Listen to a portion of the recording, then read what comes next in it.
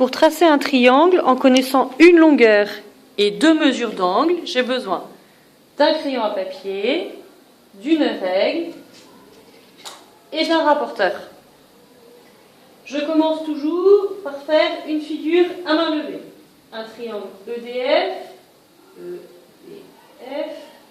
ED 7 cm, DEF, le sommet E 70 degrés, et le sommet D, l'angle EDF, 45 degrés.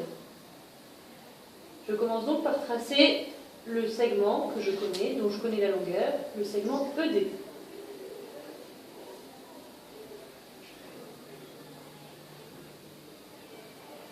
Je place les lettres. Ensuite, je commence par l'angle qui a pour sommet le point E. Je place mon rapporteur, le centre de mon rapporteur sur le point E et j'aligne le 0,180, cette ligne-là, sur le segment ED. Je suis correctement positionnée.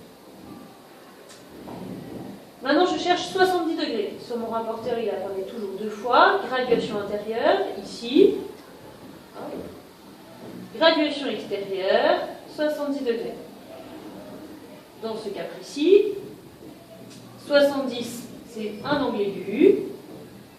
Je vais donc choisir la mesure qui sera dans cette partie-là du rapporteur, puisque c'est un angle plus petit que 90 degrés. Je choisis donc celle-ci et non pas celle-là. Je trace ma demi-droite. Maintenant, de la même façon, là j'ai placé mon angle à 70 degrés, je vais tracer l'angle de sommet D qui mesure 45 degrés. Je prends le centre de mon rapporteur, je le place sur le point D, qui est le sommet de l'angle. J'aligne le rapporteur sur le segment D et je cherche 45 degrés, qui apparaît encore deux fois sur mon rapporteur. Graduation extérieure, ici. Graduation intérieure, ici. 45, c'est un angle aigu. Je vais donc choisir la mesure qui me permettra de tracer un angle plus petit que 90 degrés, donc dans cette partie gauche du rapporteur. Puisque 90 ce serait ici, c'est bien dans cette partie-là.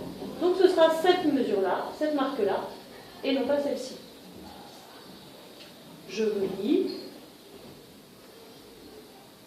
la demi-droite d'origine D. Le point d'intersection de mes deux demi-droites, c'est donc le point F.